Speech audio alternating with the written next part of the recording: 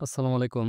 ৭ম শ্রেণীর প্রিয় শিক্ষার্থীরা, আজকে দেখব তোমাদের ৭ম শ্রেণীর গণিত অর্ধবার্ষিক পরীক্ষার সিলেবাস। তোমাদের যে অর্ধবার্ষিক পরীক্ষাটি আছে, যে গণিত বইয়ের সিলেবাসটি, সাজেশনটি আজকে আমরা দেখব। তোমাদের সৃজনশীল, গণিত বইয়ের সৃজনশীলে থাকবে মোট ৫০ নাম্বার। ক বিভাগে পাটিগণিত থেকে ২টি এবং খ বিভাগ থেকে বীজগণিত থেকে ২টি এবং গ বিভাগ থেকে জ্যামিতি থেকে ২টি এবং গ বিভাগ থেকে তথ্য ও উপাত্ত থেকে ২টি করে মোট ৮টি প্রশ্ন থাকবে। প্রত্যেক বিভাগ থেকে ন্যূনতম ১টি করে মোট ৫টি প্রশ্ন উত্তর দিতে হবে। তোমাদের ৮টি প্রশ্ন থাকবে, ৮টির মধ্যে তোমাদের দিতে হবে ৫টি। ৫টি প্রশ্নের উত্তর দিতে হবে। ৫টির পূর্ণমান হচ্ছে ৫০। এক একটি ১০ করে, ৫টির মান হচ্ছে ৫০। তারপর সংক্ষিপ্ত প্রশ্ন উত্তর থাকবে তোমাদের ২০ নাম্বার। ১৫টি প্রশ্ন থাকবে, যে কোনো ১০টি প্রশ্ন উত্তর দিতে হবে। তোমাদের সংক্ষিপ্ততে ১৫টি প্রশ্ন থাকবে, ১৫টির মধ্যে দিতে হবে তোমাদের ১০টি। ১০টিতে এক একটির মান হবে ২ করে, তাহলে হবে তোমাদের ২০। তাহলে ৫০ আর ২০ হচ্ছে ৭০, আর হচ্ছে ৩০। তোমাদের বহু নির্বাচনী প্রশ্ন থাকবে ৩০।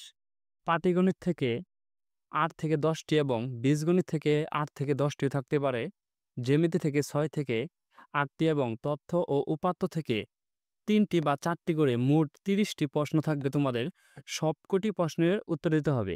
বহু নির্বাচনী প্রশ্নের সবকটি তোমাদের উত্তর দিতে হবে। এক একটি প্রশ্নের মান হচ্ছে ১ করে, ৩০টি প্রশ্নের মান হচ্ছে ৩০। তাহলে তোমাদের ৫০ আর ২০ ৭০ আর ৩০ হচ্ছে ১০০। মোট নাম্বার হচ্ছে ১০০। এখন দেখে নিই তোমাদের ক বিভাগ থেকে তোমরা কি কি পড়বে। ক বিভাগ পাটিগণিত, তোমরা প্রথম অধ্যায় থেকে মূলদ ও অমূলদ সংখ্যা অনুশীলনী ১.১ এটি তোমরা সমাধান করে নেবে। অনুশীলনী তোমাদের পৃষ্ঠায় ৮। অনুশীলনী ১.১ এটি তোমরা ভালোভাবে এগুলো সমাধান করে নেবে।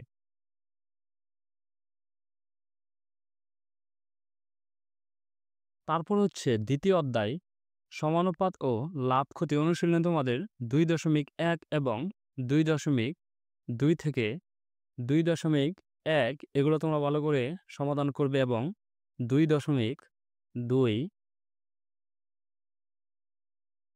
এবং ২.২ এটি তোমরা ভালো করে সমাধান করবে। তারপর হচ্ছে আমরা দেখি খ বিভাগ বীজগণিত। তোমাদের এখানে কিন্তু তৃতীয় অধ্যায় নেই, চতুর্থ অধ্যায় থেকে আবার শুরু করবে। চতুর্থ অধ্যায় বীজগণিতীয় রাশির গুণ ও ভাগ অনুশীলনী ৪.১ থেকে ৪.২ এবং ৪.৩ এগুলো তোমরা ভালো করে সমাধান করবে। ৪.১ এগুলো তোমরা ভালো করে ৪.১, ৪.২ এবং ৪.৩ এগুলো তোমরা সমাধান করে নেবে। তারপরে হচ্ছে তোমাদের পঞ্চম অধ্যায় বীজগণিতীয় সূত্রাবলী ও প্রয়োগ অনুশীলনী ৫.১ এবং ৫.২। ৫.১ হচ্ছে তোমাদের পৃষ্ঠা ৭৫ পৃষ্ঠায় ৫.১ এগুলো আর এবং ৫.২ এটি তোমরা সমাধান, এগুলো সবগুলো তোমরা সমাধান করে নেবে। তারপরে দেখি আমরা সপ্তম অধ্যায় সরল সমীকরণ অনুশীলনী ৭.১। সরল সমীকরণ ৭.১ ৭.১ এগুলো তোমরা সমাধান করে নেবে। তারপর হচ্ছে গ বিভাগ জ্যামিতি অষ্টম অধ্যায় সমান্তরাল সরলরেখা উপপাদ্য ১ পর তোমরা সমাধান করবে। উপপাদ্য ১ এবং অনুশীলনী ৮ এটি তোমরা সমাধান করবে। তারপর হচ্ছে নবম অধ্যায় ত্রিভুজ উপপাদ্য তোমরা পড়বে ১, ২, ৩ ও ৪। সম্পাদ্য ১, ২ ও ৩ এবং অনুশীলনী তোমরা পড়বে ৯.১ ও ৯.২। সম্পাদ্য তোমরা ১, ২, ৩ ও ৪ এগুলো তোমরা পড়ে নেবে। অনুশীলনী 9.1 এবং 9.2।